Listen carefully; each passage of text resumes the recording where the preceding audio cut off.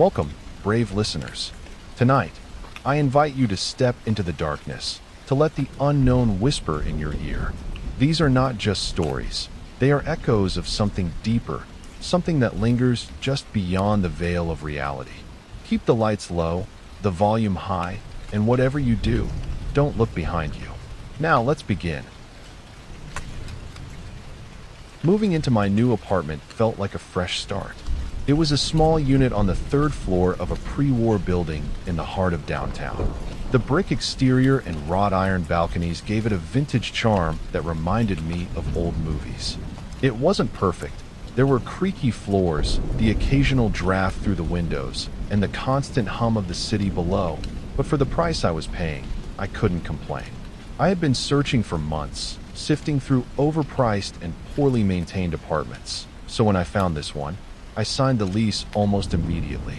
The rent was surprisingly low for the area, but the landlord explained that the building was old and many tenants preferred modern amenities. That didn't bother me.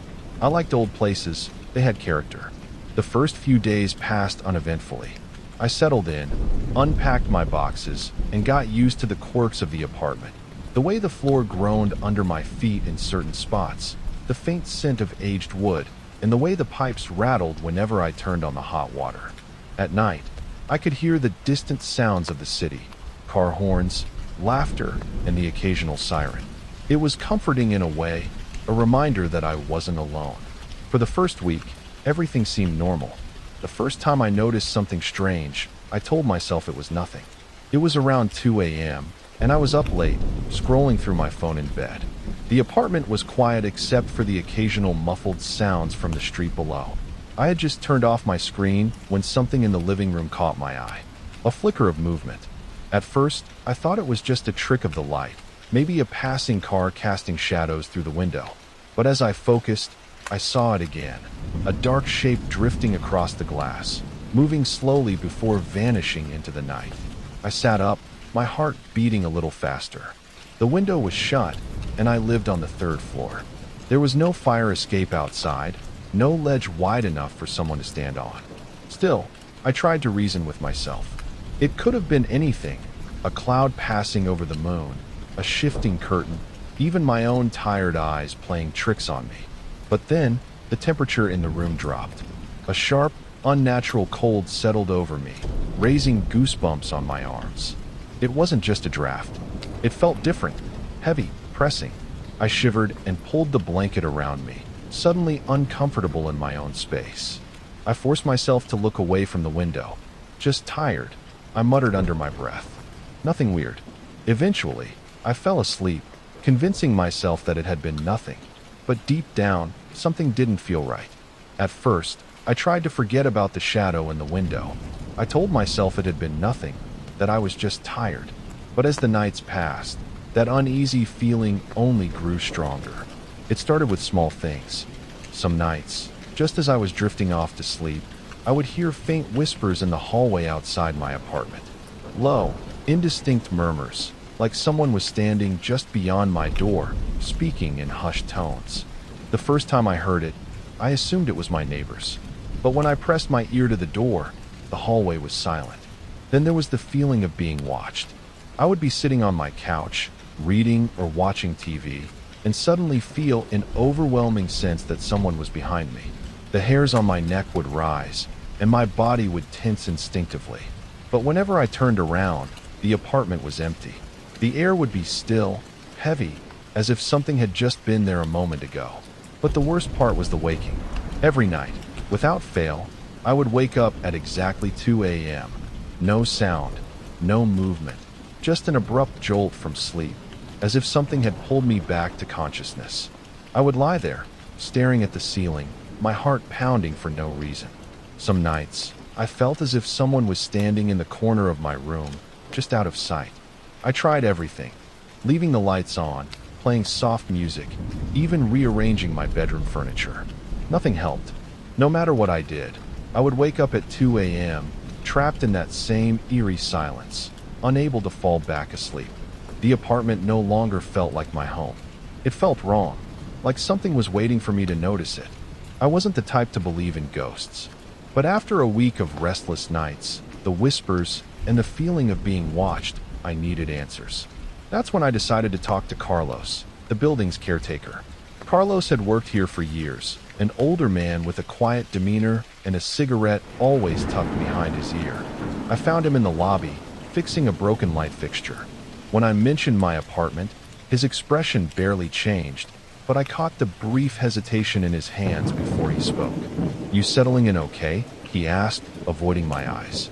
I considered lying, pretending everything was fine, but instead, I told him the truth. The strange noises, the cold spots, the feeling of something watching me. For a moment, he didn't respond. Then, with a sigh, he set down his screwdriver and rubbed a hand over his face. "You're not the first," he muttered. A chill ran through me. I asked him what he meant, but he was reluctant to say more. He just shook his head and said, "There was someone before you. A few years back. Had the same experiences." My stomach tightened. What happened to them? Carlos exhaled slowly, glancing toward the hallway as if making sure no one else was listening. "They didn't stay long. Moved out in the middle of the night. Never even told the landlord. Just left." He paused. "And before them, someone else lived in that unit. There was an incident." I swallowed hard. "What kind of incident?" Carlos hesitated. "It happened near the living room window," he finally said, his voice lower now. "That's all I know. That window. The same one where I had seen the shadow." A deep, uneasy feeling settled in my gut. I had been hoping for a rational explanation, something that would put my mind at ease. Instead, Carlos had just confirmed my worst fear. I wasn't imagining this. Something was really there. I needed proof. Proof that it was all in my head, or proof that it wasn't. After my conversation with Carlos, I felt trapped between fear and reason. If I could just catch something, anything, on camera, maybe I could finally explain it. Either I'd prove there was something unnatural happening in my apartment, or I'd see nothing and convince myself to move on.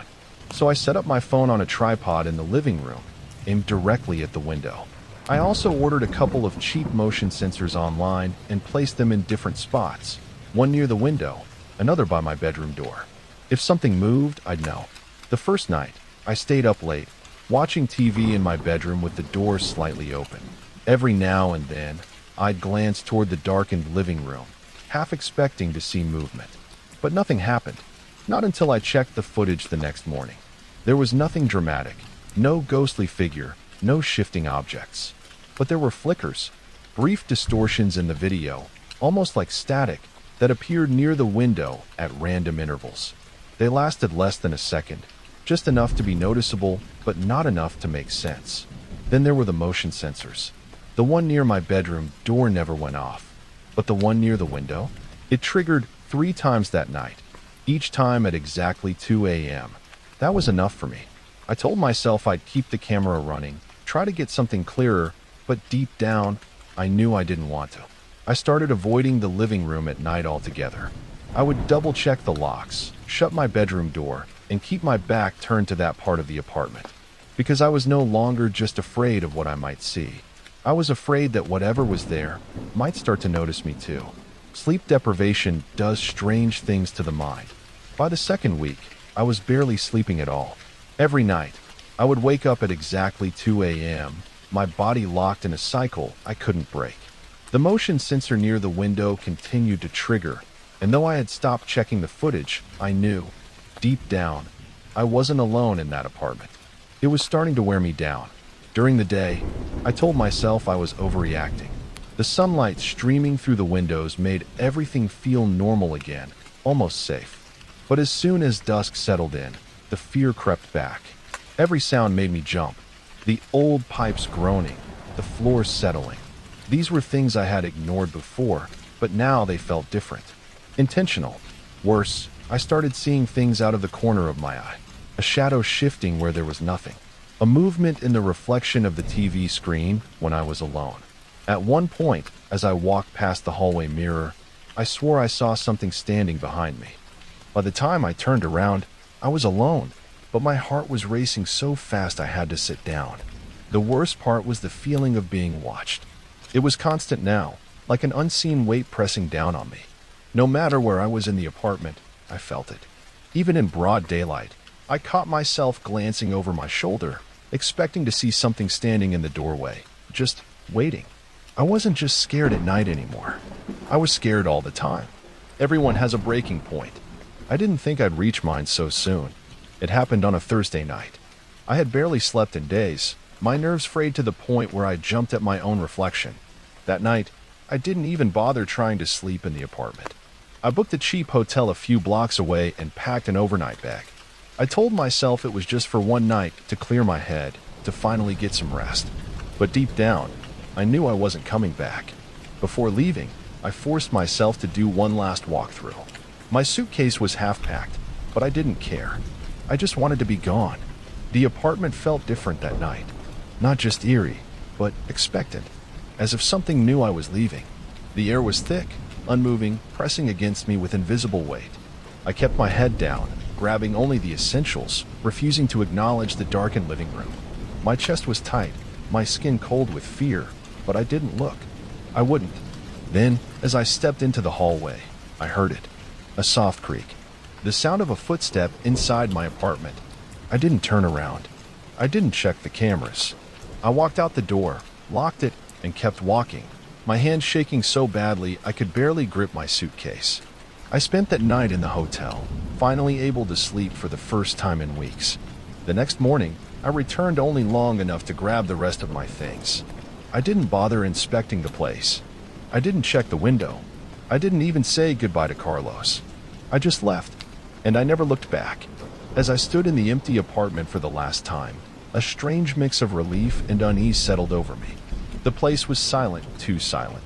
No creaking floors, no distant murmurs, nothing. It was as if, now that I was leaving, whatever had been here no longer cared to make its presence known. I should have been grateful. Instead, it made my skin crawl. Before walking out, I took a scrap of paper from my pocket, hesitated, then scribbled a short note. I wasn't sure why I did it. Maybe guilt, maybe some lingering sense of responsibility. I placed it inside a kitchen drawer, out of sight but close enough that the next tenant might find it someday. The building is old. Sometimes you see strange things. I didn't say more. I didn't need to. With my suitcase in hand, I took one final glance at the living room window. The morning light reflected off the glass, making it impossible to see inside. But still, I felt something watching me from the other side. A chill ran down my spine. I turned and walked away, never looking back. Days passed, then weeks. I settled into a new place, a newer building, no history, no strange noises in the night. The first few nights, I still woke up at 2 a.m. out of habit, my body tensed in expectation. But nothing happened. No whispers, no flickers of movement, no weight of unseen eyes pressing down on me. It should have been comforting. Instead, I felt uneasy. Had it all been real? Or had I let exhaustion and fear get the better of me? The human mind plays tricks, especially when sleep deprived. Maybe the drafts, the flickering shadows, the cold spots, maybe they had all been rational, explainable. But then I'd remember the motion sensor going off, the whispering in the hallway, the single, deliberate creak of a footstep behind me as I left. I didn't know what was worse, the idea that I had imagined it all or the possibility that I hadn't. And sometimes, late at night, a new thought crept into my mind, one that unsettled me more than anything else. What if it wasn't the apartment that was haunted? What if it had followed me? When Daniel and I found the house, it felt like a dream come true. We had been searching for a place away from the city, somewhere quiet, where we could work without the constant noise of traffic and people. This house, sitting alone at the edge of a sprawling countryside, was exactly what we wanted. It was old, sure, but the price was too good to pass up. A 2-story wooden home, surrounded by tall trees and open fields, with nothing but nature in every direction. The first few days were peaceful. The mornings were crisp, the air filled with the scent of damp earth and fresh grass. Birds chirped in the distance, and sunlight poured through the large windows, painting the wooden floors in golden hues. It felt untouched, as if time had forgotten this place. During the day, we explored the surrounding land, finding overgrown trails leading into the woods. At night, we stayed inside, drinking beer and talking about how lucky we were to have found a place like this. The silence was unlike anything we'd experienced before. No honking cars, no sirens, just the occasional sound of wind rustling through the trees. But as the sun set, the house felt different. It wasn't anything obvious at first. Maybe it was just the way the darkness seemed to press against the windows, or how the stillness became too complete, too heavy. The air inside grew colder than it should have, even for an old house. Shadows seemed to linger longer than they should, stretching unnaturally in the dim light of our lamps. I tried to ignore it. Daniel did too. But something about the night in this house felt wrong. The first time I heard it, I told myself it was just the wind. Lying in bed, half asleep, I became aware of a faint noise, something soft, almost rhythmic. It was coming from the far wall of my room, near the corner. A slow, deliberate scratching. I held my breath, listening. Scratch, scratch, scratch. It wasn't loud, but in the absolute silence of the house, it felt deafening. I turned on my side, facing the wall, trying to figure out what it could be. Maybe a tree branch? But no, there were no trees close enough to touch the house. Maybe a rat, but the sound was too steady, too precise. Then it stopped. I exhaled, shaking my head at my own paranoia. It was an old house. Old houses made noises. The next morning, over coffee, I mentioned it to Daniel. It was probably just an animal, he said, barely looking up from his phone. Rats, squirrels, maybe a raccoon or something. I nodded, though something about it didn't sit right with me. The sound wasn't frantic like a rat gnawing or scratching to get in. It had been methodical. That night, it happened again. But this time, it wasn't just scratching. I woke up to a whisper. At first, I thought it was the wind, but as my mind sharpened from sleep, I realized it was something else. A voice. Low, indistinct. It sounded like it was coming from just outside my window. I sat up slowly, my heart pounding. The room was dark, the air still. I turned toward the window, expecting to see someone standing there, peering in. But all I saw was the glass reflecting the faint glow of the bedside lamp. Still, the feeling remained. I was being watched. The next morning, I didn't tell Daniel about the whispering. He already thought I was overreacting about the scratching. But later that day, I caught him staring at the hallway, his brows furrowed. "What's up?" I asked. He hesitated, then shook his head. "Nothing. Thought I saw something." That night, I made sure to lock every door and window before heading to bed. I wasn't afraid. At least, that's what I told myself. But something felt wrong. The air in the house had changed, like a presence lingered just out of sight, waiting for the lights to go out. Sometime in the early hours of the morning, I woke up to a noise. This time, it wasn't scratching. It was footsteps. Outside. Slow. Careful. Moving along the side of the house. I shot up in bed, straining to hear. The sound stopped, then resumed, closer to my window now. I threw off the covers and rushed to Daniel's room, shaking his shoulder. Daniel, wake up." He groaned. "What?" "There's someone outside." That got his attention. He sat up quickly, blinking the sleep from his eyes. "What do you mean?" "I heard footsteps. Right outside." We both went silent, listening. The house was deathly still. "Are you sure?" Daniel whispered. I hesitated. The sound was gone now. Nothing but silence. Without a word, we grabbed a flashlight and stepped outside onto the porch. The cold air bit at my skin as we scanned the area, the beam of light cutting through the darkness. Nothing. No footprints in the dirt. No movement. No sign that anyone had been there at all. But I knew what I had heard. And worse, I knew, without a doubt, that we weren't alone. The night it finally showed itself, I understood that whatever was out there wasn't just an animal. I had barely fallen asleep when something jolted me awake. A feeling, sharp, immediate, like my body knew something was wrong before my mind could catch up. I lay there, listening. No scratching. No whispers. No footsteps. Just silence. But it wasn't the kind of silence I had grown used to. It was heavy, suffocating, as if the whole world had gone still, holding its breath. Then I saw it. Outside my window. A silhouette. A tall, dark figure, standing perfectly still just beyond the glass. My breath caught in my throat. My pulse thundered in my ears. It wasn't moving. It wasn't shifting its weight or adjusting its stance. It was just there. watching.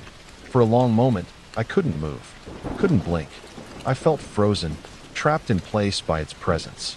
Then, finally, my body kicked into motion. I lurched out of bed, practically tearing the door off its hinges as I ran down the hall. "Daniel." My voice was hoarse, breathless. "There's someone outside." Daniel burst out of his room, already pulling on his jacket.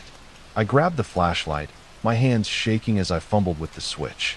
The front door creaked as we stepped onto the porch, the wood cold beneath my bare feet. I shined the flashlight toward my bedroom window. The beam cut through the darkness, illuminating the space where the figure had been standing. Nothing. We stepped off the porch, scanning the area. The grass was undisturbed. The dirt beneath the window was smooth. No footprints. No sign that anyone had been there at all. Daniel exhaled sharply. "You're sure you saw someone?" I swallowed hard, my throat dry. I saw it. It was standing right there. Daniel turned in a slow circle, sweeping his flashlight over the yard, the tree line, the empty fields beyond. There was no movement, no sound, not even the usual rustling of leaves in the wind. Just silence. And that was the worst part. It wasn't just quiet, it was wrong. As if the land itself had gone still, waiting for something to happen. Daniel lowered his flashlight, his face tense. "I don't think this is just some trespasser," he muttered. I looked at him. "What do you mean?" He hesitated, then shook his head. "I don't know, but whatever it is, it knows we're here." A shiver ran down my spine, because deep down, I knew he was right. Something was watching us, and it wasn't going to stop. After that night, we refused to ignore it. Daniel and I decided to stay up, to watch, to catch whatever, or whoever, was lurking around the house. We set up lights on the porch and left them on all night. We took turns keeping watch from the windows, flashlights in hand, determined to see something move in the dark. But nothing ever did. The first night, we sat in the living room, drinking coffee and staring out at the yard. The porch light cast long shadows across the grass, but nothing moved. The second night was the same. We barely spoke, just listened to the silence, waiting for something, anything, to happen. But when we let our guard down, the disturbances continued. It started with the tapping. Late one night, as I sat at the kitchen table fighting off exhaustion, a sharp tap tap tap came from the window to my right. I spun around, heart hammering, but saw nothing. Just my own pale reflection staring back at me in the glass. Then, a few seconds later, tap tap tap, but not from the same window. This time, it came from the living room. I rushed in, calling for Daniel, my flashlight beam bouncing wildly as I pointed it toward the window. Nothing. Daniel came stumbling out of his room, rubbing his eyes. "What?" "The windows," I said. "Something's tapping on them." He frowned. "Wind." I shook my head. "No, it's moving. First the kitchen, now here." As soon as the words left my mouth, another sound made my blood run cold. A whisper. Faint. Low. Moving.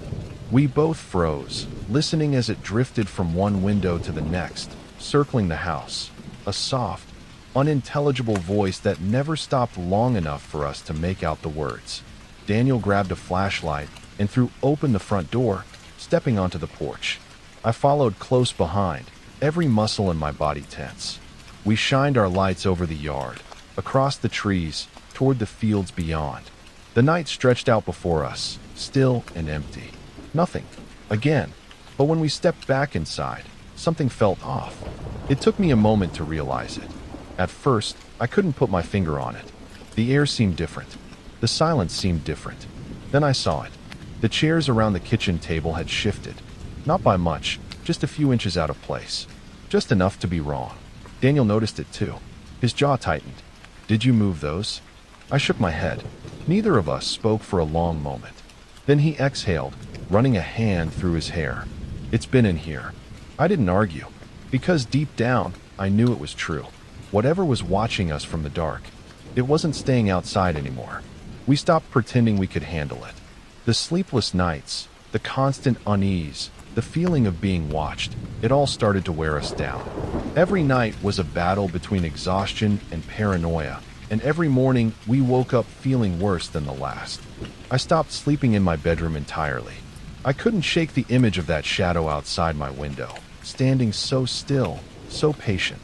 The thought of lying in bed, just a thin pane of glass between me and it, was too much. I moved to the couch in the living room, where at least I could see every entrance. Daniel wasn't doing much better. He wasn't joking around like before, wasn't brushing things off anymore. We barely spoke during the day, both of us running on too little sleep, too much fear. But the worst part, the part that really started to break us, was the footsteps. They started faintly at first, just the occasional creak in the hallway or a soft shuffle in the kitchen. We told ourselves it was the house settling, our tired minds playing tricks. But then, one night, we both heard it. Loud, clear, heavy footsteps moving through the hallway. I shot up from the couch, heart hammering, as Daniel came out of his room, his face pale. "You heard that?" I whispered. He gave a slow nod. We stood there, straining to listen. The footsteps had stopped, but the air was thick with something unseen, something oppressive. Daniel reached for the flashlight. We checked every room. I didn't argue. We moved together, stepping carefully through the house, our breath shallow.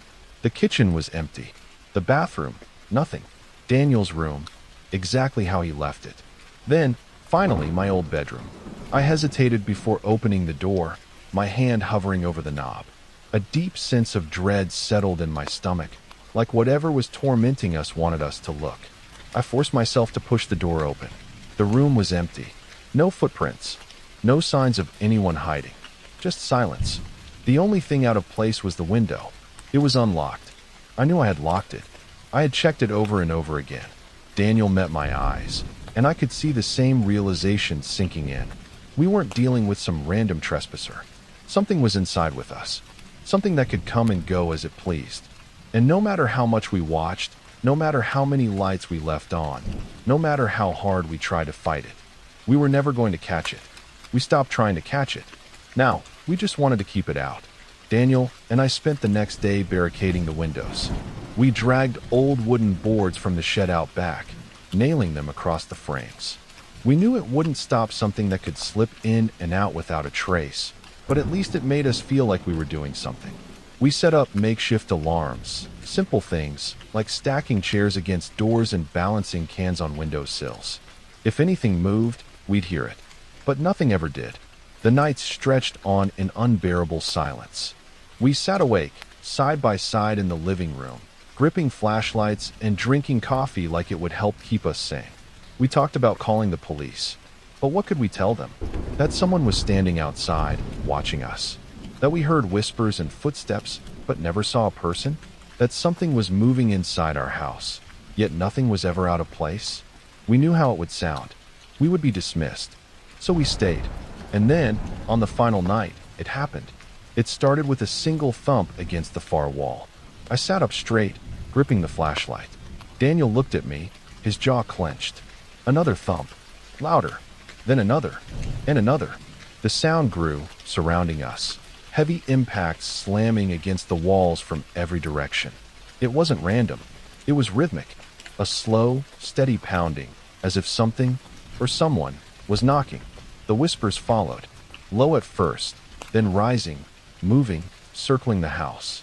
They came from the boarded-up windows, from the front door, from the cracks in the walls. It wasn't one voice. It was many, murmuring, chanting, speaking to each other. Daniel was gripping my arm now, his breathing ragged. It's everywhere. The pounding grew harder, shaking the thin walls of the old house. Dust rained down from the ceiling.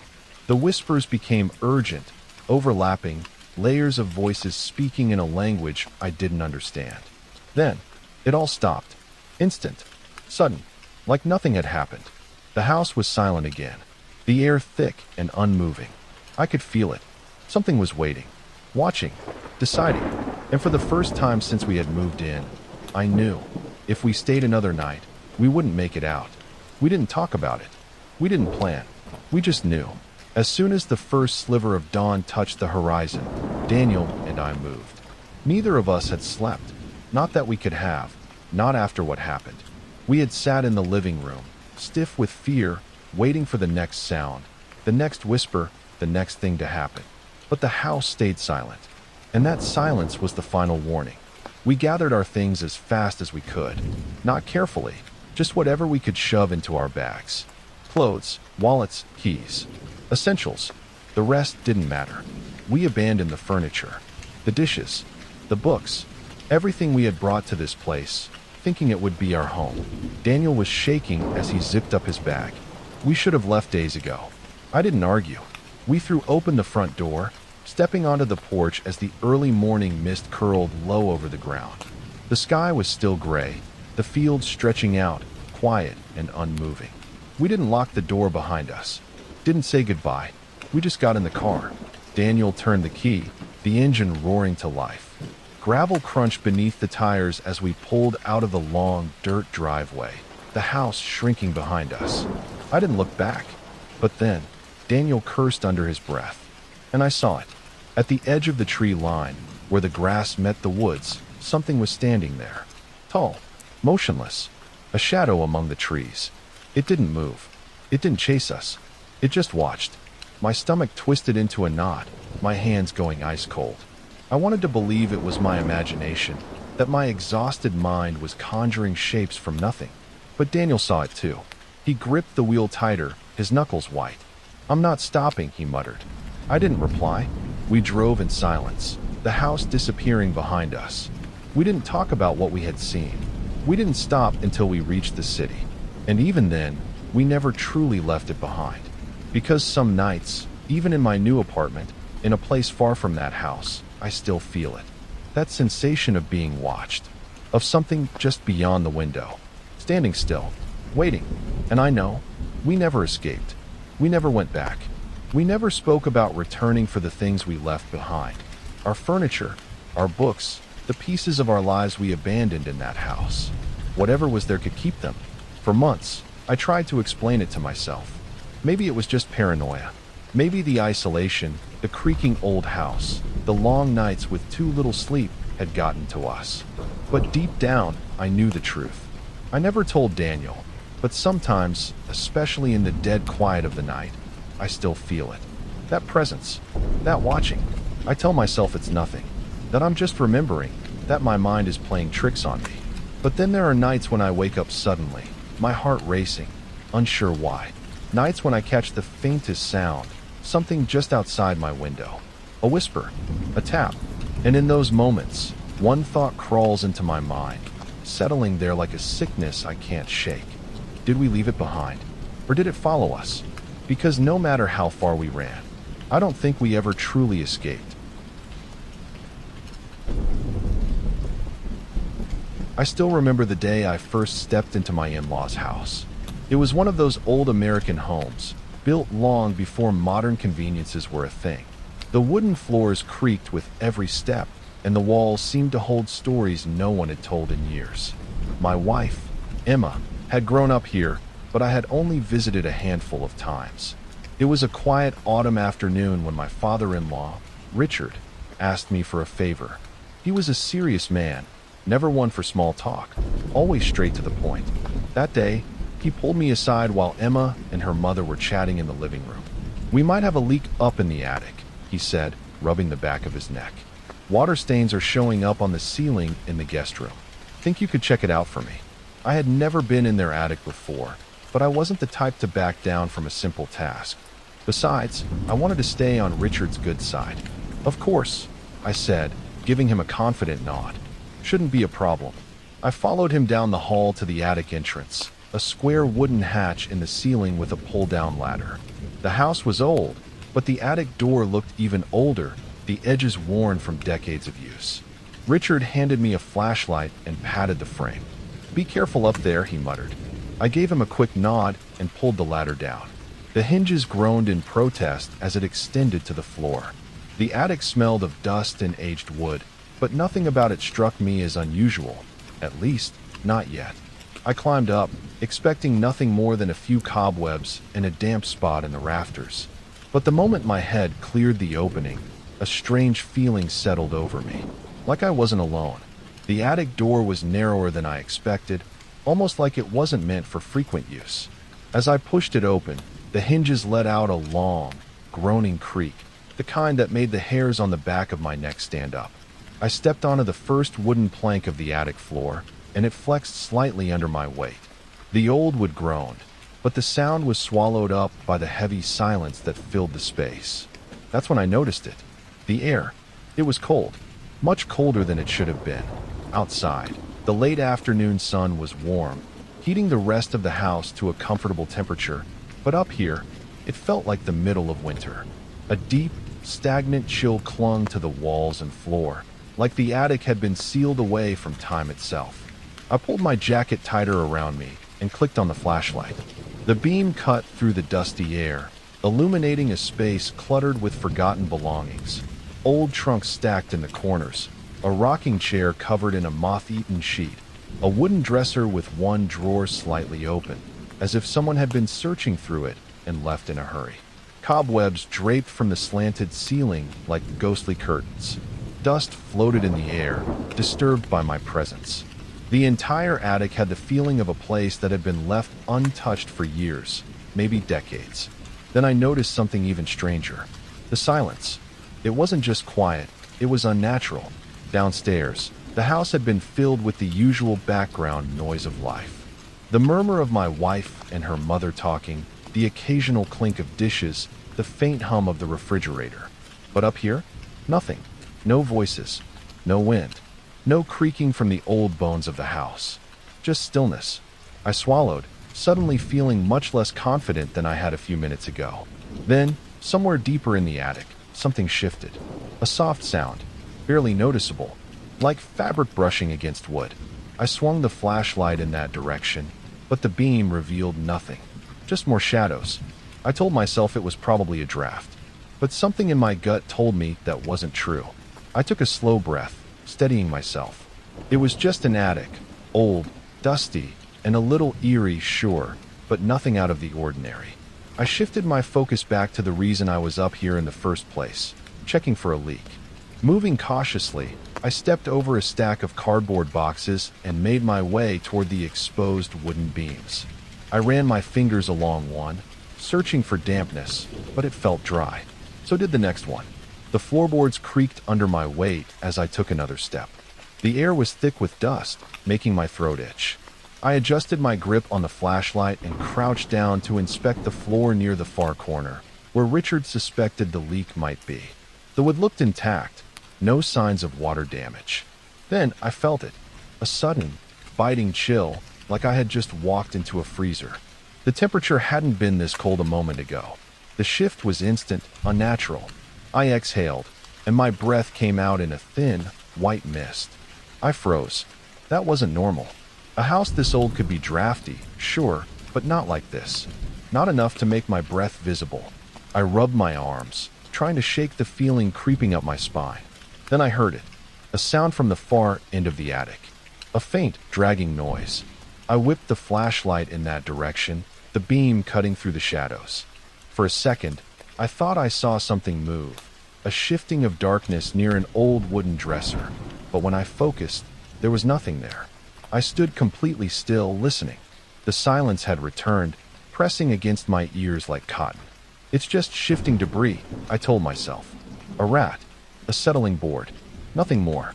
But I couldn't shake the feeling that something had changed, that I wasn't alone. I crouched lower, running my hand over a faint stain on the wooden beams. It was barely noticeable, a darkened patch stretching across the old wood. If there was a leak, this was likely where the water had started seeping through. I exhaled slowly, watching my breath mist in the cold air. I was about to stand when, knock, a deep, hollow sound beneath me. I froze. Knock, knock, knock. 3 deliberate, rhythmic knocks. My pulse spiked, my hands gripping the floorboards for balance. The sound hadn't come from the walls or the roof. It had come from directly beneath me, the attic floor. I stayed perfectly still, my ears straining against the heavy silence that followed. The knock had been slow, intentional, not the random creak of old wood shifting, not the scurrying of a rat. Someone, something, had knocked. I swallowed hard, my throat dry. My chest tightened, my breath coming out in short, shallow puffs. My fingers, still pressed against the wood, trembled. I told myself to move, to stand, to do something, but I couldn't. I was rooted to the spot, listening, waiting. Then, before I could stop myself, I whispered. "Hello." The word barely made it past my lips, fragile and weak. No response, only silence. The kind that felt thick, heavy, like the attic itself was listening. I stayed crouched, every muscle in my body tense. The silence stretched on, thick and unnatural. For a brief moment, I considered convincing myself I had imagined the knocking. Maybe it was just the house settling. Maybe my nerves were getting the better of me. Then it happened again. Knock, knock, knock. Stronger this time. The floor beneath me vibrated slightly, just enough for me to feel it through my hands. I jerked back instinctively, nearly losing my balance. My breath hitched as my heart slammed against my ribs. No, that wasn't normal. That wasn't the house settling. I squeezed my eyes shut for a second, forcing myself to breathe. Think logically. This house was old. Old houses made noises. The pipes, maybe. A raccoon or some other animal trapped inside the walls. But no matter how hard I tried to reason through it, I knew, deep down, that it wasn't any of those things. This wasn't the sound of an animal scratching around or the pipes shifting. This was deliberate, rhythmic, like someone knocking, like something aware of me. A deep sense of dread settled in my stomach, cold and unshakable. I licked my lips, my mouth dry. My flashlight trembled slightly in my grip as I pointed it at the floorboards beneath me, half expecting to see them buckle or shift. Nothing, just wood and dust. But that didn't make me feel any better, because whatever had knocked was still there, and it knew I was listening.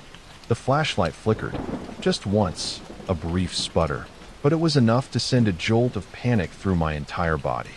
I tightened my grip, tapping the side of it with shaking fingers. The beam steadied, but my breathing didn't. My ears strained in the silence, my heartbeat loud enough to drown out everything else. Then, that sound again, a low, dragging noise. It came from the far end of the attic, slow and deliberate, like something shifting closer. Not an animal, not the house settling, something else. I didn't wait to see what it was. I bolted to my feet, nearly slipping on the dust-covered floorboards. My pulse pounded as I stumbled toward the attic entrance. Every instinct in my body screamed at me to move.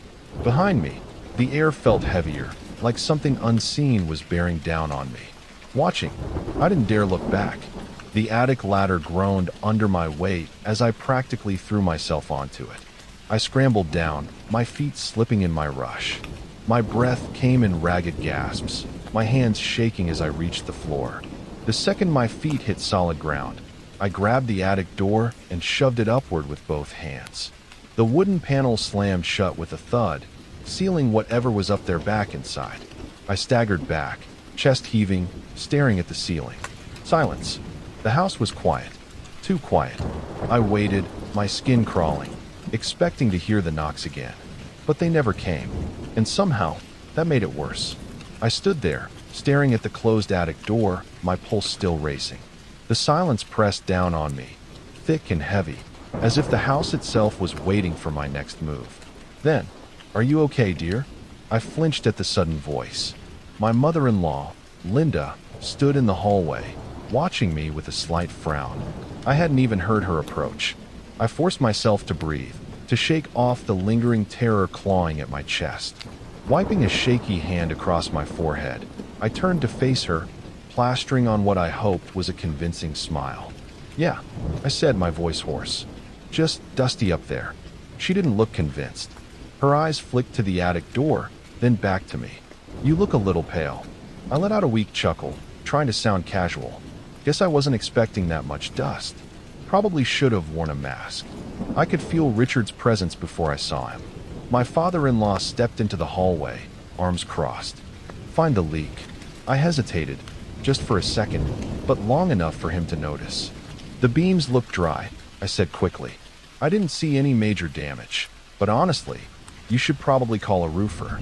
They'd know better than me." That part, at least, was true. Even if I had found a gaping hole in the roof, there was no way I was going back up there. Richard studied me for a moment, his expression unreadable. Then, with a small nod, he said, "All right, I'll call someone." I exhaled slowly, trying to steady myself. I had done it. I had gotten out of the attic, and I wasn't going back. But as I turned to follow them down the hall, I couldn't shake the feeling that I'd made a mistake. Because whatever was up there, it knew I had heard it, and I had a sinking feeling this wasn't over. Even after I left the house that evening, I couldn't shake the feeling that something was still watching me. The rational part of my brain kept trying to dismiss it. Old houses make noise. Wood shifts. Dust plays tricks on the eyes.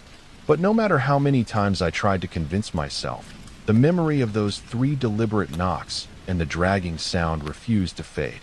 That night, as I lay in bed next to Emma, I found myself staring at the ceiling, unable to sleep.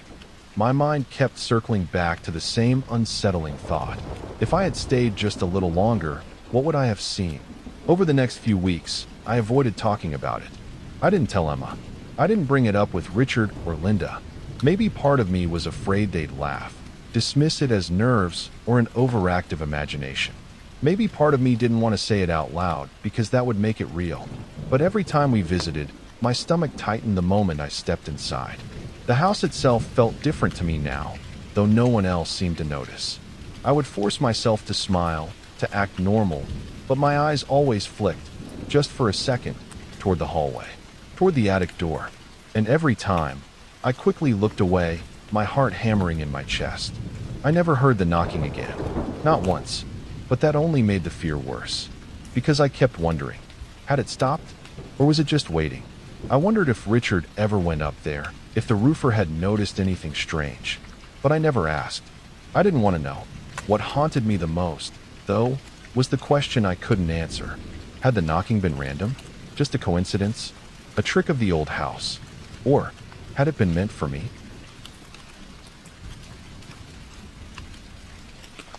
It was nearly midnight when my phone rang.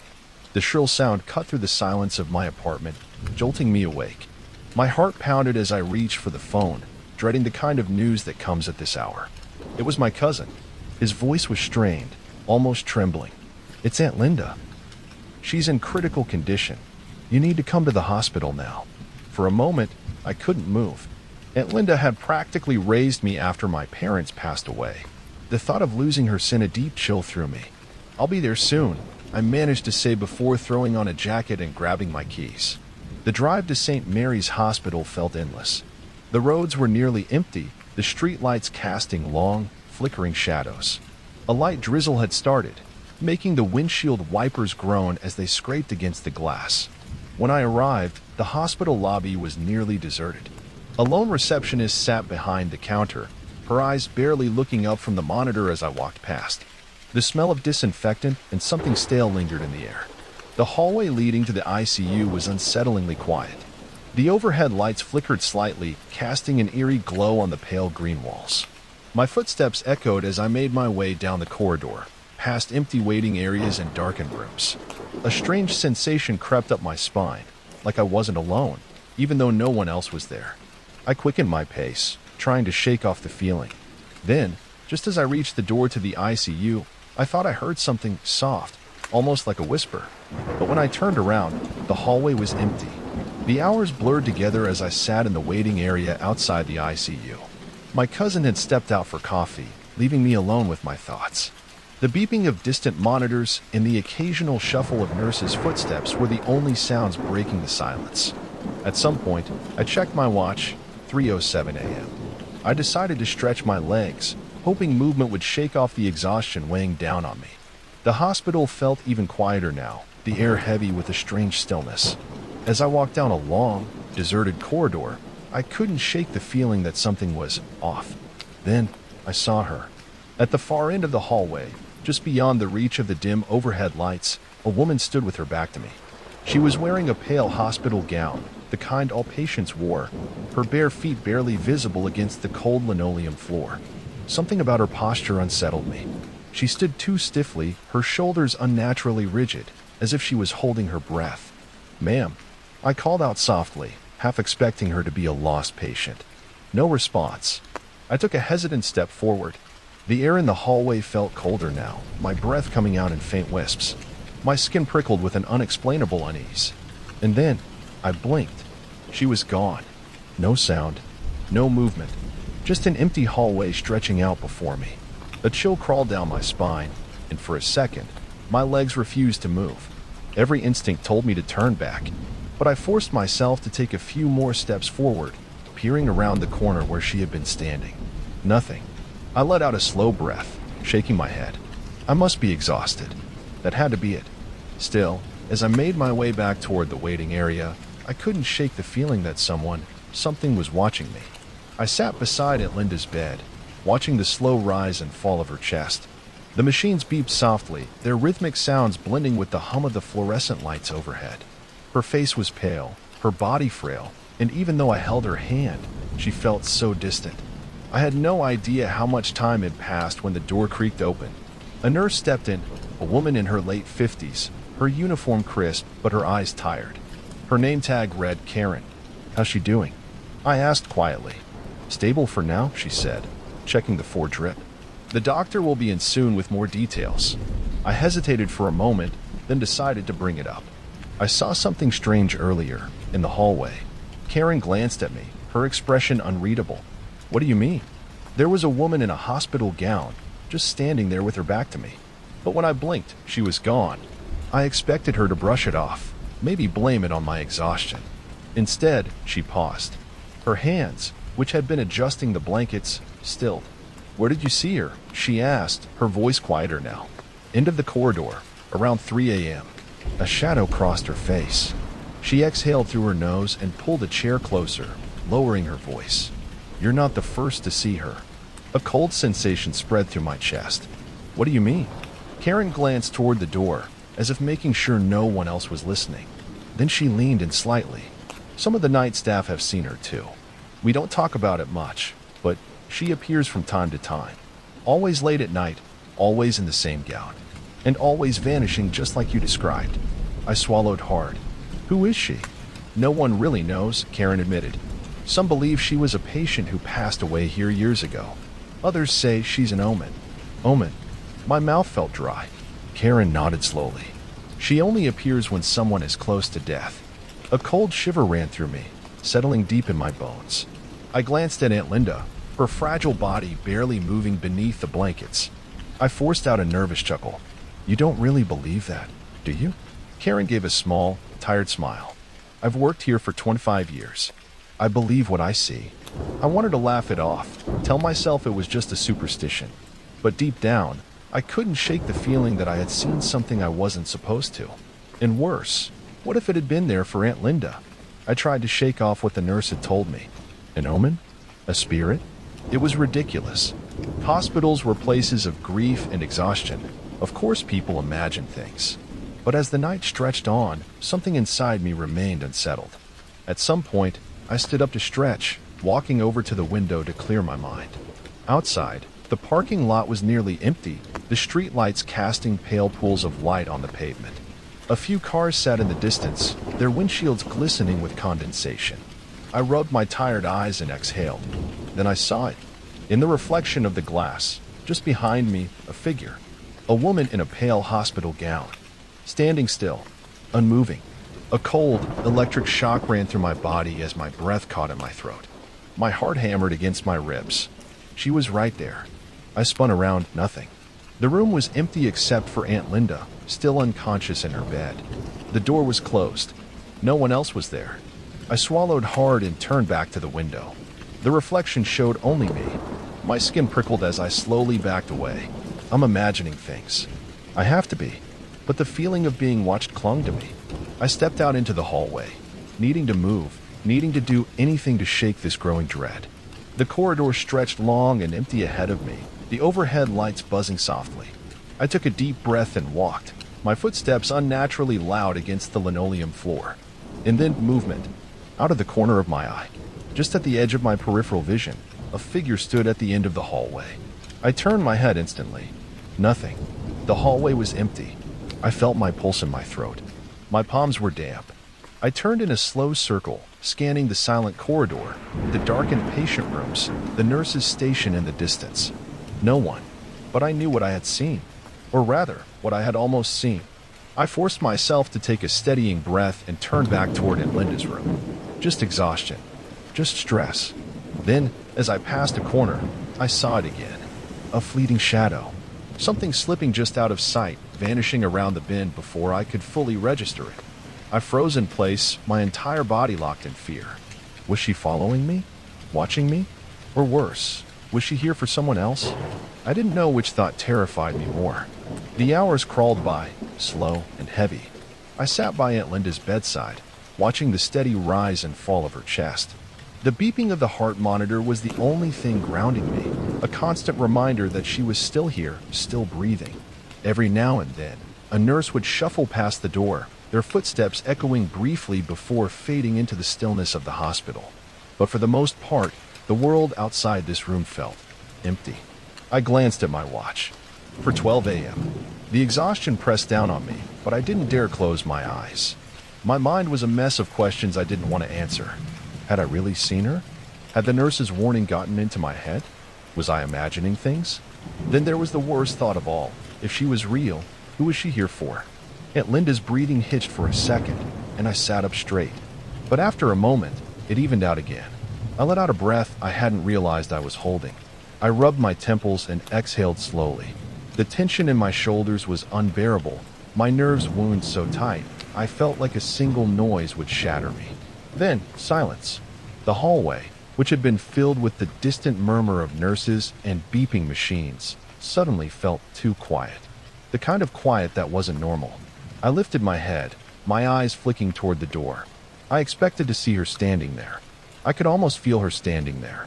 I swallowed hard, my heart thudding against my ribs. The door remained closed. Nothing moved, but the unease wrapped around my chest, squeezing tighter with each second that passed. I forced myself to look away, staring at my aunt's pale face. I focused on the sound of the monitor, the rhythmic beeping that told me she was still with me. But no matter how hard I tried, I couldn't shake the feeling that someone was just outside the door, watching, waiting. At some point, exhaustion took over.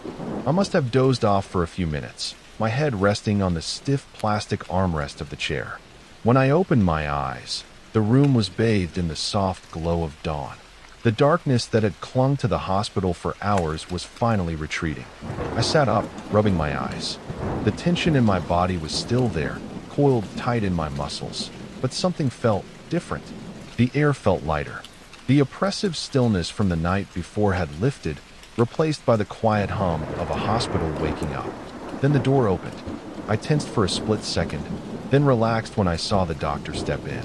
He was an older man, his expression calm but unreadable as he glanced at Aunt Linda's chart. My chest tightened as I waited for him to speak. "Her condition has stabilized," he finally said. The words hit me like a wave, knocking the breath from my lungs. Stabilized. Not worsening. Not fading. I let out a slow, shaky breath. So she's going to be okay? She's not out of the woods yet, but for now, she's holding on. We'll continue monitoring her closely. I nodded, feeling a weight lift from my shoulders. Relief seeped in, even though my body still trembled with exhaustion. I turned to look at Aunt Linda. Her breathing was still shallow, but her face seemed a little less pale in the morning light. She looked alive. For the first time since I'd arrived, I allowed myself to hope. As the doctor left, I sat back in my chair, exhaling deeply. The sun had risen higher now, casting long beams of light through the window. The hallway outside was no longer a void of silence. Nurses walked briskly past, their voices low but familiar. The faint clatter of carts and distant conversations filled the air. The hospital felt normal again. It was as if the unseen presence that had haunted the night had faded with the darkness. I wanted to believe that whatever I had seen, or thought I had seen, was gone now. But deep down, a part of me still wasn't sure. A few hours later, after speaking with the doctor again and making sure Aunt Linda was stable, I decided to head home.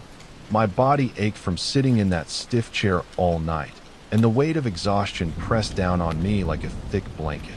I stepped out of the hospital room and into the corridor, stretching my arms. The building felt completely different now. Bright daylight flooded the halls, and the once empty spaces were now bustling with movement. Nurses pushing carts, doctors discussing cases, visitors walking by with coffee cups in hand. It felt normal, like a hospital should. I started toward the exit, but as I turned the corner, I realized where I was. The hallway. The same one where I had first seen her. I stopped in my tracks, my stomach tightening. It looked nothing like it had in the dead of night. The dim, eerie glow was gone. The shadows had retreated. The silence that had once swallowed my footsteps was replaced by the steady murmur of hospital life. It was just a hallway, just an ordinary, well-lit corridor. I let out a slow breath, forcing myself to move forward. My shoes tapped lightly against the floor as I walked past the spot where she had been standing. Nothing. No whisper of movement. No flicker of a pale figure in my peripheral vision. I should have felt relieved, but instead I felt uneasy. Because despite all the logic I tried to throw at it, despite telling myself I was just exhausted, just stressed, just imagining things, I couldn't shake the feeling that she had been real, that I had truly seen her, and that maybe, just maybe, she would appear again, for someone else. Aunt Linda recovered slowly but steadily. Within a few weeks, she was well enough to be discharged, and soon, the terrifying night at the hospital became just another story to tell. But for me, it was never just a story. Even after she was back home, even after life returned to normal, I couldn't shake the memory of that night. I told myself over and over that it had been exhaustion, that my mind had conjured something that wasn't there, that the dim lights, the quiet halls, and my own anxieties had played tricks on me. But deep down, I didn't believe that. Every time I passed a hospital, a tight knot formed in my stomach. When I visited Aunt Linda for her follow-up appointments, I found myself glancing over my shoulder, my pulse quickening for reasons I couldn't explain. And every time I stepped into a hospital corridor, a single thought would creep into my mind. What if she's here? I never saw her again. But that didn't bring me comfort. Because if she was real, if she truly appeared as a warning, then I knew one thing for certain. Somewhere, in some hospital, on some quiet night, someone else would see her next. I don't know why we decided to go that day. Maybe it was boredom, or maybe we just wanted to prove to ourselves that we weren't scared. Either way, when Jake suggested exploring the old quarry, I agreed without hesitation. It was one of those places everyone in town knew about, but no one talked about. The quarry had been abandoned for decades. It used to be a mining site, but after a series of accidents, workers falling, sudden rock slides, and, as some whispered, something more sinister, the company shut it down. Over the years, it became a place for thrill seekers and reckless teenagers, but the stories never stopped. People claimed to hear voices when no one was there, to feel cold hands brushing against them in the dark. And, of course, there was the legend of the push. That was the one that stuck with me the most. They said people standing near the edge sometimes felt an invisible force shove them forward. Some swore they had barely caught themselves in time. Others weren't so lucky. A few deaths were ruled accidents, slips, missteps, but locals believed otherwise. The place wasn't easy to reach. Overgrown paths led through dense trees before opening into a desolate expanse of rock and dust. Towering cliffs surrounded the pit, jagged and crumbling, with rusted equipment scattered like bones from some long-dead beast.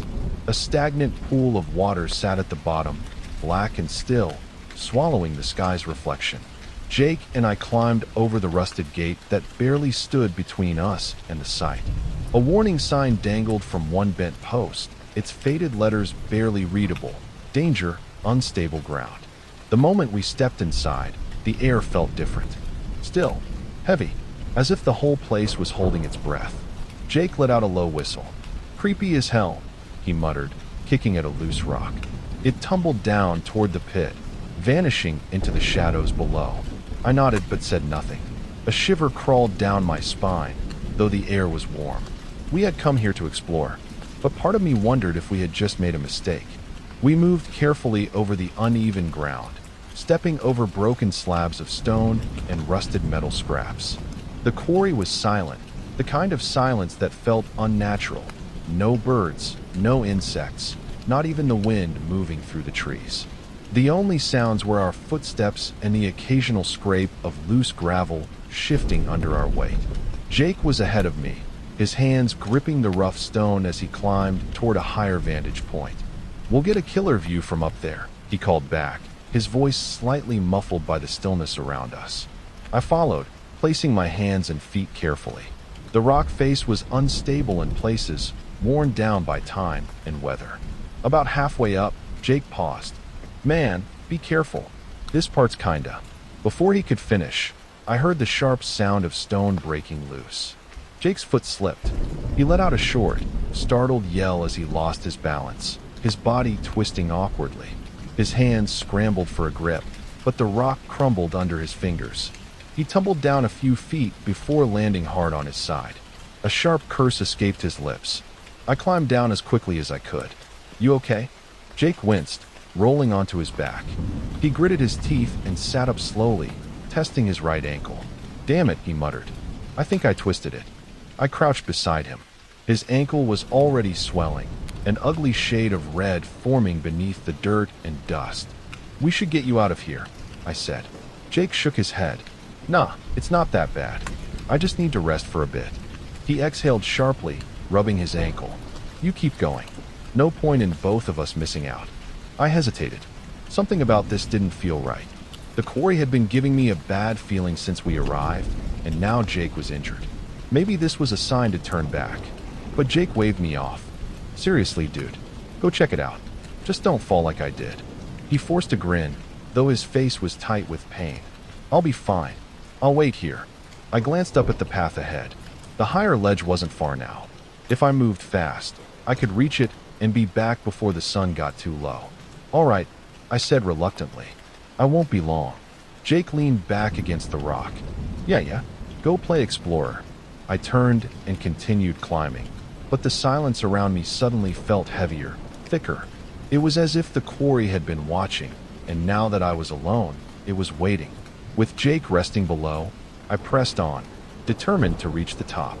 The climb wasn't easy. Each step sent loose stones skittering down the rock face, disappearing into the shadows below. The higher I went, the more unstable the ground felt beneath me. Still, I kept moving. The higher vantage point called to me, promising a view of the entire quarry, a glimpse into the forgotten place's secrets. Maybe it was curiosity, or maybe it was stubbornness. Either way, I ignored the tightness in my chest and climbed. The path narrowed the farther I went, forcing me to tread carefully. The ledge beneath my feet was barely wide enough for a single step, and the cliff's edge loomed just inches away. I could see the bottom of the quarry far below, the jagged rocks, the black pool of water, and somewhere down there, Jake, waiting. I exhaled slowly and placed one foot onto a particularly narrow section of the ledge. The moment my weight settled, I felt it. A deep, sickening crack. The stone beneath me gave way. For a brief, terrifying moment, time seemed to slow. The ledge crumbled beneath my foot, sending chunks of rock tumbling into the void. My body tilted forward, arms flailing wildly as I tried to catch myself. But there was nothing to grab. For a split second, all I saw was the empty air in front of me, the endless drop below, the jagged teeth of the quarry floor reaching up to swallow me whole. And then, I fell. My stomach lurched as gravity took hold. My arms flailed uselessly, and in that split second, I understood what real fear was. The kind that makes your mind go blank, the kind that strips you down to nothing but instinct. But just as I tipped forward, something shoved me. It wasn't the wind. It wasn't some lucky shift of weight. It was a firm, deliberate force pressing against my back. Strong, unmistakable. My body jerked backward, my feet scraping against what remained of the ledge. My right knee slammed into solid rock, my hands catching a protruding edge just in time. My breath hitched as I clung there, heart hammering so hard it drowned out everything else. For a long moment, I didn't move. I couldn't. The realization crept in slowly, chilling me from the inside out. That push, it saved me, but it shouldn't have been possible. There was nothing behind me. The ledge had crumbled away.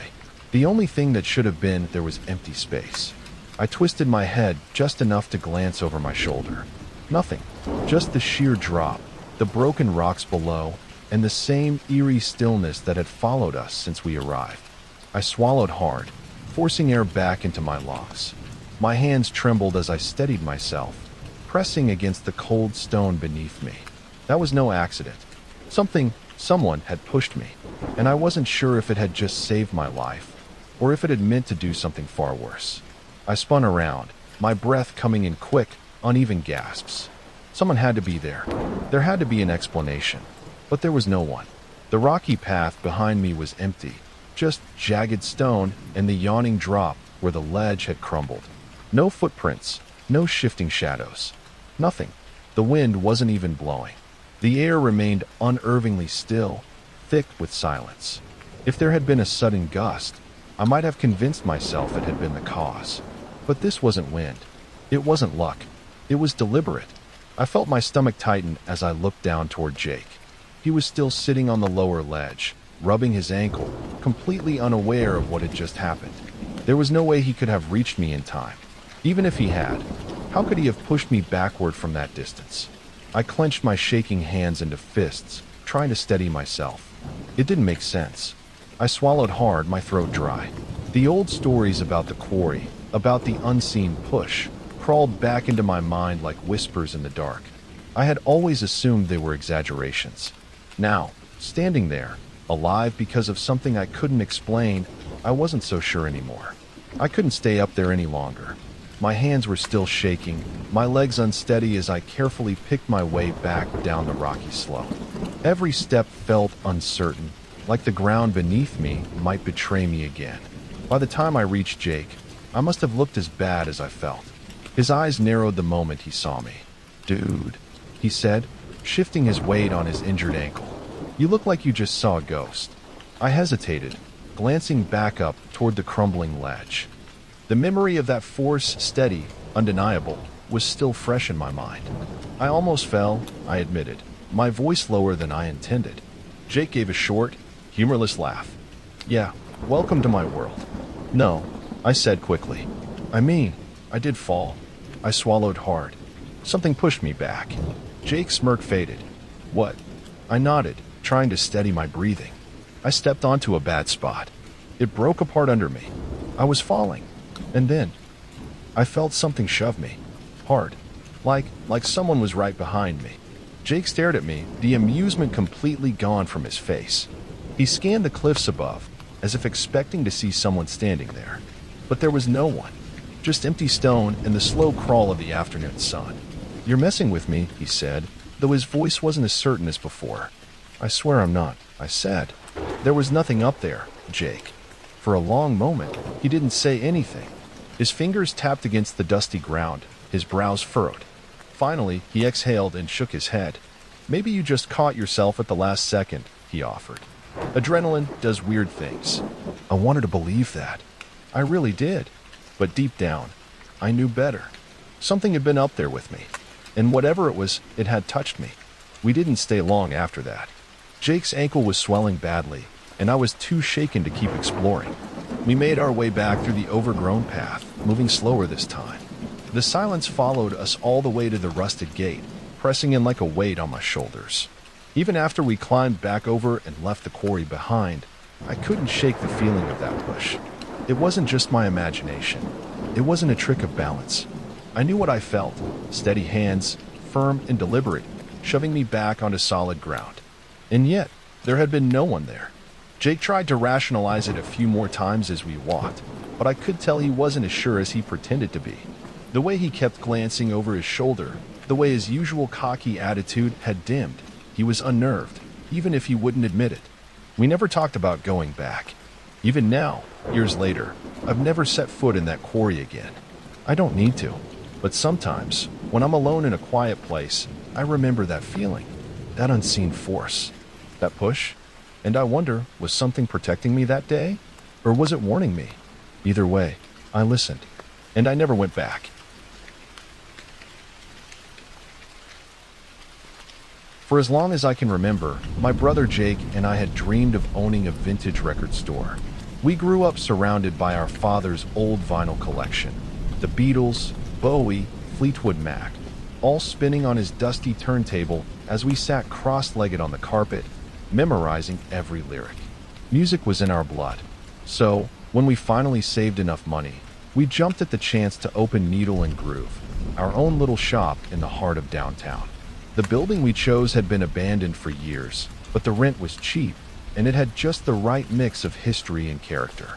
The brick facade and floor-to-ceiling windows gave it that classic, old-school charm. It was perfect, or so we thought. The place needed work. The floors were warped, the walls stained yellow from decades of neglect, and the air carried a faint, musty scent of something long forgotten. But we didn't care. We tore down the rotting shelves, repainted, and installed rows of wooden bins to hold our collection. By the time we finished, the store looked like something out of the golden age of vinyl. At first, business was great. Customers flooded in, drawn to the nostalgia of flipping through records, their fingers skimming across album covers like treasure hunters searching for gold. The turntable behind the counter played soft jazz or classic rock, adding to the atmosphere. People came for the music, but they stayed for the experience. Then, strange things started happening. It was little things at first, barely noticeable. A record missing from the display bin, only to reappear later in a completely different section. The cash register drawer opening on its own when no one was near it. We joked about it, blaming it on exhaustion or simple forgetfulness. But as the days passed, the unease settled in. We had no idea that the building's past hadn't been erased by a fresh coat of paint. Something was still here, and it was watching us. It was a slow afternoon when Jake suggested we take a promotional photo for the store's website. Business had been picking up, and we wanted to show off Needle and Groove to the world. The large front window, framed by dark wood, was the perfect backdrop. It displayed our neatly arranged vinyl bins and gave the shop a warm, inviting glow in the afternoon sun. We set up Jake's phone on a tripod across the street, just far enough to capture both of us standing proudly in front of the entrance. The sun was at just the right angle, casting long shadows across the sidewalk. "Smile," Jake said as he hit the timer. The camera clicked, and that was that. Later that evening, as we closed up for the night, we sat behind the counter, scrolling through the photos on his phone. The first few looked great, just the two of us, grinning like idiots, our store's name gleaming above us in the golden light. Then Jake swiped to the last shot and suddenly froze. Ethan." His voice was quiet, uncertain. "What?" I leaned in, expecting maybe a smudge on the lens or a weird glare from the window. But my stomach dropped when I saw what he was looking at. Behind us, in the reflection of the store window, stood a woman. She was slightly off to the right, as if she had been standing just behind us when the picture was taken. But that was impossible. We had been alone. We were sure of it. She wore an old-fashioned dress, the kind you'd see in photos from the 1940s. High neckline, cinched waist, long sleeves. Her hair was neatly curled, framing a face that was eerily expressionless. She wasn't looking at the camera. She was looking at us. I turned to Jake, hoping for some logical explanation. "Maybe it's a trick of the light," I muttered, though I didn't believe it. Jake zoomed in. The details were too crisp, too defined. Her figure wasn't distorted like a typical reflection. It was clear, solid, almost as if she had been standing there in the flesh. But when we had taken that photo, there had been no one on the sidewalk. No one inside the store. No one anywhere. A chill crawled up my spine. Jake locked his phone and tossed it onto the counter. "We're probably just seeing things," he said, forcing a laugh. "Maybe it's an old mannequin or something from across the street." But we both knew that wasn't true. We tried to shake it off, convincing ourselves that it was just a strange coincidence, an optical illusion. But deep down, I think we both felt it, that gnawing, uneasy feeling that something wasn't right. And this was only the beginning. At first, we didn't think much of the photo. We convinced ourselves it was a trick of the light, a weird reflection, something, anything, besides what it really looked like. Business went on as usual, but then the customers started talking. It started subtly. Someone would be browsing alone and pause, looking over their shoulder as if they expected to see someone standing there. Another would mention feeling an odd chill near the back hallway, rubbing their arms even though the store was comfortably warm. Then, the stories got stranger.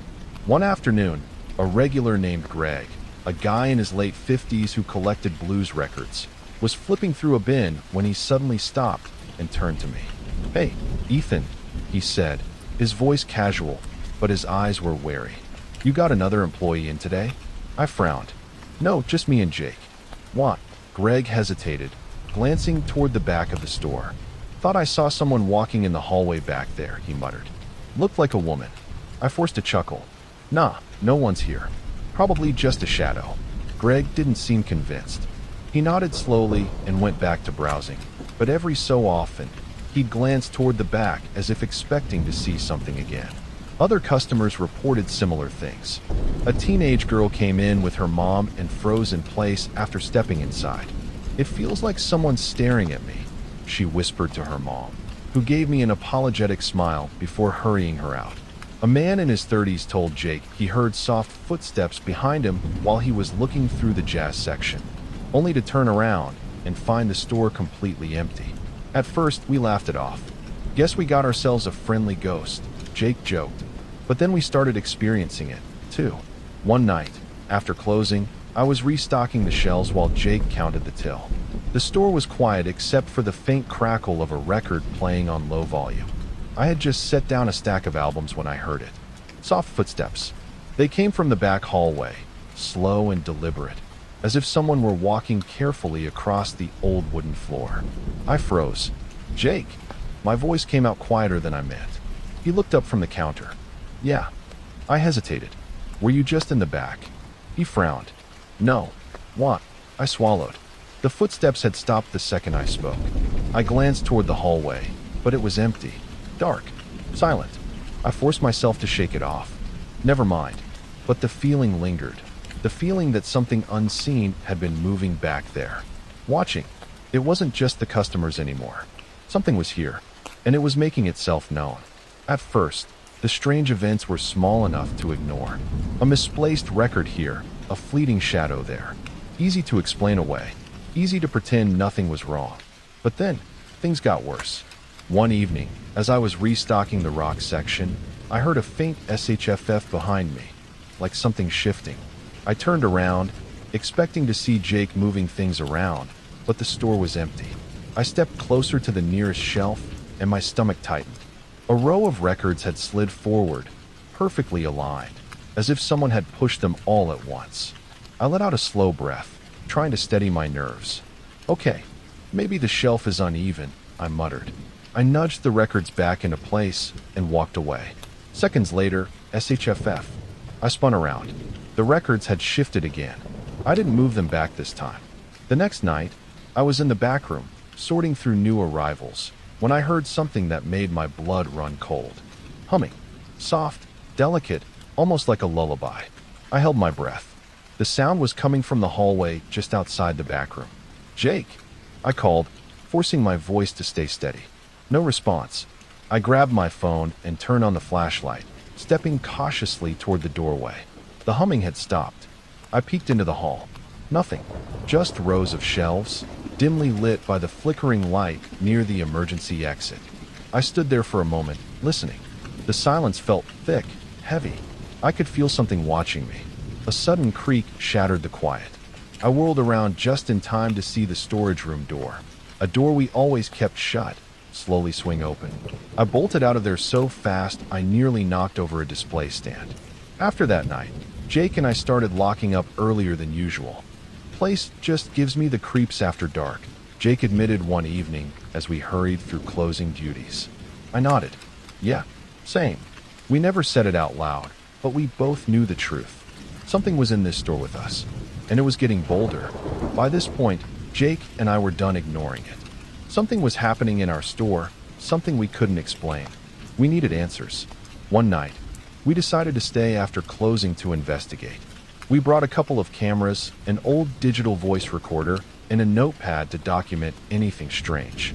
Neither of us believed in ghost hunting shows, but we figured if something was messing with us, we might as well try to catch it. By midnight, the store was eerily silent.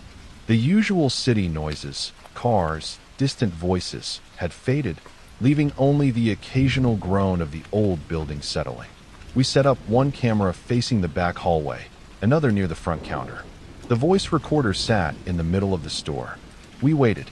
For hours, nothing happened. Jake was half asleep in a chair, and I was scrolling through my phone when it started. A soft tap, tap, Tap echoed from the back hallway. I froze.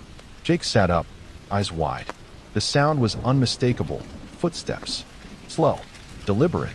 We turned to look down the hallway, but it was empty. Then, the storage room door, the same one that had creaked open before, gave a long, drawn-out groan and began to swing open. My stomach tightened. That door had been shut. Firmly. Jake grabbed the flashlight and aimed it down the hall. Nothing. I forced myself to stay calm. "Let's check the recorder," I whispered. We played back the last few minutes of the audio, leaning in close to hear. At first, there was nothing but static and the occasional shuffle of us moving. Then, right after the footsteps, we heard it. A whisper. Faint, distant, almost like it was just beyond our hearing range. We played it again. The voice was there, but the words were impossible to make out. Jake exhaled sharply. "Nope," he muttered. "I don't like that." Neither did I. Just then, a chill filled the room. Not a normal draft, but something icy, something unnatural. It wrapped around us like a presence, making the hair on my arms stand on end. Jake shivered. "Dude, it's freezing all of a sudden." I could see my breath. That wasn't normal. Not in the middle of summer. A deep, unsettled feeling settled in my chest. We weren't alone. And whoever, or whatever, was here wanted us to know it. By morning, neither of us had gotten much sleep. The events of the night lingered in my mind. The footsteps, the door opening on its own, the whisper on the recorder, the cold, unshakable feeling that we weren't alone. Jake and I sat behind the counter, staring at our untouched cups of coffee. "So what now?" I finally asked. Jake rubbed his face. "I don't know, man. Do we just keep working like nothing's happening?" I sighed, leaning back in my chair. The thought of closing the store crossed my mind. We'd put so much work into this place, but was it worth staying if we were constantly on edge? The thing was, nothing had ever hurt us. Sure, it was unsettling. Okay, terrifying, but whatever was here hadn't done anything malicious. It was just there, and it refused to be ignored. After a long silence, I shrugged. I mean, what if it's just some old music fan who never left? Jake gave me a look. "No, seriously," I said, cracking a small smile. "Think about it. It never messes with customers, doesn't break anything, just moves records around and walks the hall. Maybe it just likes the music." Jake huffed. "Great. So we have a ghostly store manager." I smirked. "Could be worse." Jake sighed, staring at the floor. "You really want to stay?" I nodded. "Yeah, I do." After a moment, Jake exhaled, shaking his head. "Guess we just have to live with it, then." We never talked about closing the shop after that. Instead, we started acknowledging the presence in small ways. If a record was moved, we'd say, "Guess our guest didn't like that placement." If a door creaked open, we'd chuckle and say, "Welcome back." The fear never fully went away, but over time, it settled into something else. Acceptance. Needle and Groove was our store, but we weren't the only ones calling it home. Word got out. At first, it was just small talk between customers, whispers about the strange feeling of being watched, about the footsteps, about the occasional misplaced record. But soon, the story of Needle and Groove's resident ghost spread beyond our regulars. People started coming in not just for the music, but for the mystery. Some swore they felt a presence while browsing. Others claimed they saw movement in the reflection of the front window, a brief flicker of a shadow that disappeared when they turned. We never advertised the store as haunted, but we didn't deny it either. If customers asked, we'd just smile and say, "You never know." Business was thriving. The shop had taken on a life of its own, one that included whatever was sharing the space with us. But one question always lingered. Who was the woman in the reflection? Jake and I did some digging into the building's history, but records were scarce. The place had been many things over the decades: a tailor shop, a bakery, even a speakeasy during Prohibition.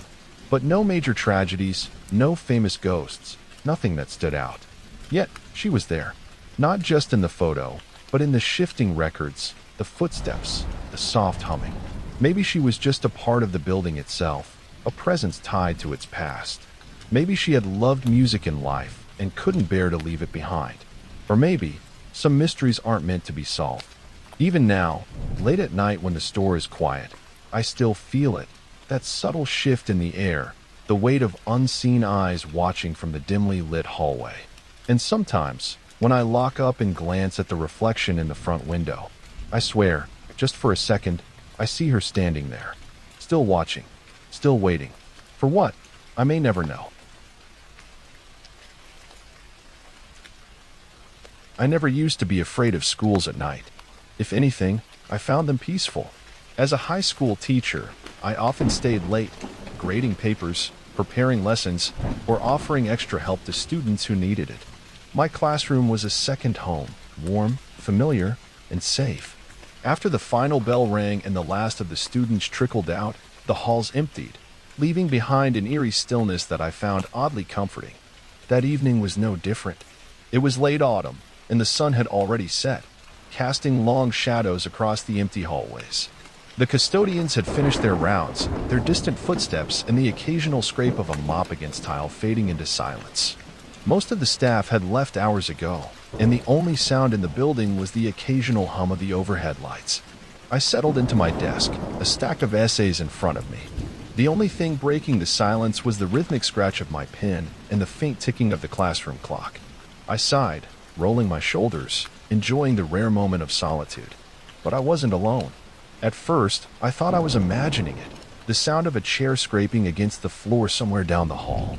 I glanced up, frowning. Maybe one of the janitors was still here. But when I listened again, there was nothing. Just silence. Shrugging it off, I returned to my grading. Then I heard it again. This time, it was the unmistakable creak of a door slowly opening. I froze, pen hovering over the paper. The sound had been faint, but distinct, a door creaking open somewhere down the hall. I waited, straining to hear any further noise. Maybe a student had stayed behind without me realizing. It wouldn't have been the first time. Some of them like to hang around after hours, killing time before heading home. Then, from the hallway, I heard it. A whisper. Soft, indistinct words, like a hushed conversation just beyond my door. I couldn't make out what was being said, but the tone was playful, almost like a child giggling under their breath. I stood up, my chair scraping against the floor. "Hello," I called out. My voice echoed faintly in the empty hall. Silence. I stepped toward the doorway, peering outside. The corridor stretched in both directions, dimly lit by the emergency lights. My classroom was near the end of the hall, just a few doors away from the main entrance. I glanced at the classrooms across from mine, their windows dark, doors shut tight. Still, I had a feeling, one I couldn't quite shake, that I wasn't alone. I walked down the hall, checking each door. Locked? Every single one. I tried the handle of room 202, one of the history classrooms. It was secure, just like the rest. Peering through the narrow window, I could see the desks neatly arranged, nothing out of place. Maybe the janitors had left a door open earlier, and a draft had pushed it shut. Maybe I was just hearing the building settling. Old schools creaked and groaned all the time. Or maybe I was just tired. Shaking my head, I turned back toward my classroom, dismissing the unease creeping up my spine. It was just my imagination. At least, that's what I told myself. I should have left it alone. I should have taken those first strange noises as a sign and stopped staying late. But I didn't. At first, I convinced myself it was just the school settling, the acoustics playing tricks on me. But as the days passed, things got worse. Much worse. 2 nights after I first heard the whispers, I stayed late again. I was halfway through grading a quiz when I heard it, footsteps. Not the slow, measured steps of a janitor or another teacher. These were light, almost playful, like someone walking barefoot down the hallway. I glanced at the clock. 7:42 p.m. There was no reason for anyone to be here. Setting my pen down, I held my breath, listening. The footsteps continued, drawing closer. I shot up from my chair and rushed to the door, yanking it open. The hallway was empty, but the sound didn't stop. I could still hear the footsteps, moving away now, rounding the corner toward the stairwell. A cold prickle crept down my spine. I wasn't imagining this. By the end of the week, the noises had escalated. Now, it wasn't just whispers and footsteps, it was the doors. One evening, I was in the middle of packing up when a sudden bang shattered the silence. I jumped, my heart hammering in my chest. It had come from down the hall. Cautiously, I stepped outside my classroom. One of the doors, room 206, two doors down, was wide open. I knew for a fact it had been shut earlier. I had passed by it on my way back from the break room. I walked toward it, hesitating at the threshold. The room was empty, desks neatly aligned, chairs tucked in. Nothing seemed out of place. Then, just as I turned to leave, another door slammed shut, this time behind me. I spun around. Room 204. The door that had been slightly ajar all evening had just slammed shut as if someone had kicked it. I had seen no one, heard no running footsteps, just the sound of the doors moving on their own. The final straw came on a Friday night. I had just finished grading my last essay when a sudden whoosh of air swept across my desk. My stack of papers fluttered, then, without warning, half of them slid off the desk, landing in a scattered mess on the floor. It was as if something had brushed past them, but there was no breeze, no window open, and I was completely alone. The silence in the room had changed. It was no longer the peaceful quiet I once enjoyed. It felt oppressive, like something unseen was watching me, waiting. I swallowed hard, my pulse pounding in my ears. Without another thought, I grabbed my bag and my keys, stuffing everything into my arms in a hurry. I needed to leave. As I turned off the lights and stepped into the hallway, I swore I heard it again. That same faint laughter. This time, it was right behind me. The next Monday, I made a decision. I wouldn't stay late anymore. Whatever was happening in that school after dark, I didn't want to be part of it. But as the day stretched on and my workload piled up, I found myself making excuses. Maybe I had imagined it. Maybe I had just been tired. Besides, I wasn't a child. I wasn't going to let a few weird noises scare me out of doing my job. By the time the final bell rang, I had convinced myself to stay just a little longer, just to finish grading a few more papers. I should have left. It was nearly 6:30 p.m. when I heard the sound of a mop sloshing water against tile. I looked up to see Mr. Alvarez, the night janitor, moving down the hallway outside my room. He was an older man, quiet and serious. I had never spoken to him beyond a polite greeting, but that night, I felt an odd urge to talk to someone, anyone, about what I'd been experiencing. "Hey, Mr. Alvarez," I called as I stepped into the hallway. He stopped, looking up from his work. "Evening, Mr. Carter." I hesitated, then asked, "Have you ever noticed anything strange around here at night?" His expression didn't change, but he took a moment before answering. "Why?" I let out a nervous chuckle, feeling foolish. "I don't know, just weird noises. Whispers, footsteps when no one's around. That kind of thing." For the first time, I saw something flicker across his face. Recognition. He stared at me for a long second, then sighed. "You're hearing them too, huh?" A cold weight settled in my stomach. He leaned on his mop, his grip tightening around the handle. "Been working here for 10 years. Night shifts." His voice was steady, but something about the way he said it made me uneasy. "What have you heard?" I asked. He shook his head. "Doesn't matter." I frowned. "It does to me." He studied me for a moment before glancing down the empty hallway, as if checking for something or someone listening. "Finally," he said, "I don't stay in one place too long. I do my job. I keep moving." I waited for more, but that was all he gave me. Before I could press him, he looked me square in the eye and said, "Go home earlier, Mr. Carter." His voice was calm, but the way he said it sent a chill through me. Then, without another word, he turned and continued mopping, as if the conversation had never happened. I stood there for a moment, unsettled. I had expected him to laugh it off, maybe tell me I was imagining things. But he didn't, and that scared me more than anything else. I should have listened to Mr. Alvarez. That thought would haunt me for a long time after what happened next. Despite his warning, I stayed late again. It wasn't defiance or bravery, just habit. I convinced myself it was nothing. I had let my imagination run wild, that's all. Schools were old. They made noises. Shadows played tricks on tired eyes. But that night, I saw something I couldn't explain. Something that made my blood run cold. It was nearly 8 p.m., later than I had planned to stay. The hallways were empty, silent except for the soft hum of the building's ventilation. My bag was slung over my shoulder as I made my way toward the exit, my footsteps echoing against the linoleum floor. Then, out of the corner of my eye, movement. I stopped. The door to room 209 was locked, but behind its narrow window, something shifted. I turned, my heart pounding. At first, I thought it was my reflection in the glass, a trick of the dim emergency lights. But as I stepped closer, I realized it wasn't me. There was someone inside. My breath caught in my throat. Seated at the back of the classroom, in the farthest corner, was a figure. A woman. She was barely visible in the darkness, her outline faint, but I could see her sitting there, motionless. A trickle of cold sweat ran down my spine. How? The doors were locked. No students were here. No staff. No one. I tried to tell myself it was a mannequin, a pile of coats, anything but what my gut was screaming at me. But then, she moved. Not much. Just the slow, deliberate tilt of her head. Turning toward me, I stumbled backward, my pulse hammering in my ears. The world around me blurred, but my focus remained locked on that dark corner, on her. I couldn't see her face. Couldn't see any details. Just the unmistakable shape of a person looking at me. Then, as if the air had been sucked from the room, the hallway around me felt wrong, heavier. The silence, once comforting, was now suffocating. I couldn't move. I had to move. With every ounce of willpower, I forced myself to take a step back. Then another. My legs felt like lead, but I didn't dare turn my back.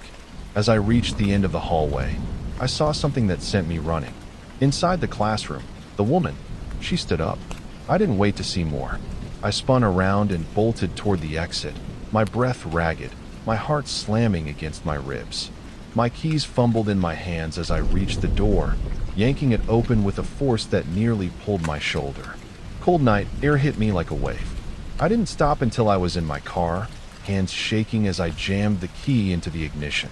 As I sped away, I made one final mistake. I looked back at the school, and through the second-floor window of room 209. She was still standing there, watching me leave. I didn't stay late after that night. The fear had settled deep into my bones, an instinctive kind of terror that I couldn't rationalize away. It wasn't just paranoia. I had seen her, and she had seen me. The following week, I made sure to leave before sunset. No more quiet evenings grading papers. No more late-night lesson planning. The second the final bell rang, I was packing my bag, locking my classroom, and heading straight to my car. I avoided the second floor entirely. Even in broad daylight, I refused to take the central staircase, the one that led up to room 209.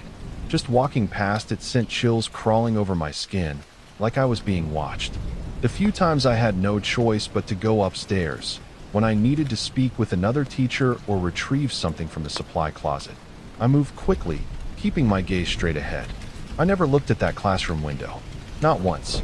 But even though I avoided room 209, the unease never left me. Something had changed. The school didn't feel the same anymore. The once familiar hallways felt wrong. Even during the day, with students chattering and teachers bustling about, I felt a strange emptiness in the air. Like something unseen had its grip on the building. Or worse, on me. Sometimes, when I passed the second-floor hallway, I swore I could feel it. A faint, almost imperceptible pressure at the edge of my awareness, like someone standing just behind me. Watching.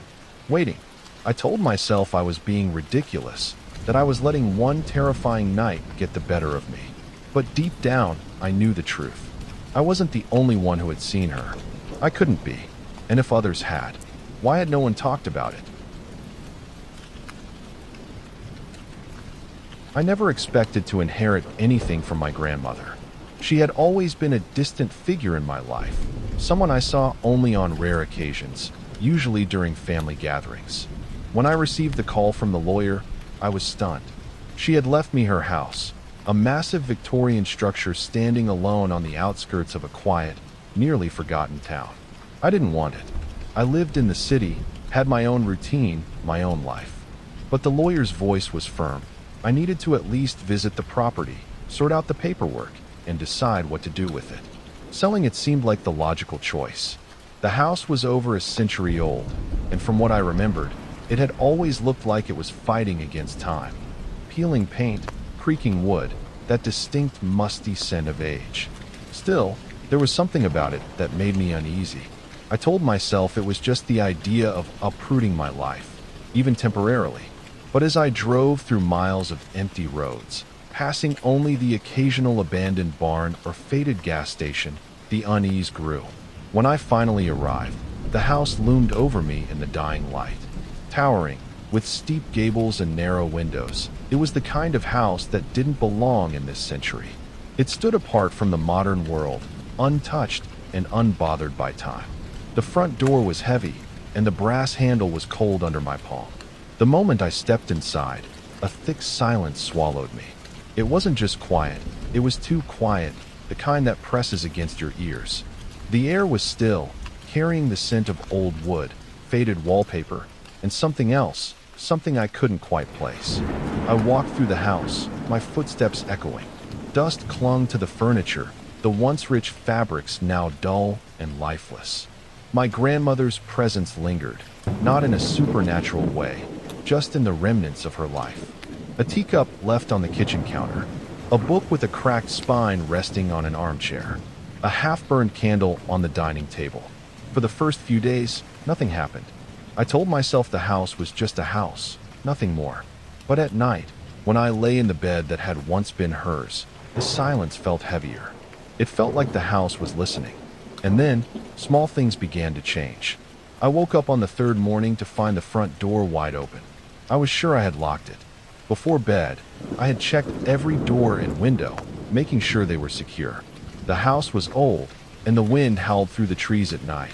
I didn't want a sudden draft slamming anything open. But now, as I stood in the doorway, staring out into the foggy morning, I felt a chill creep down my spine. Maybe I had forgotten.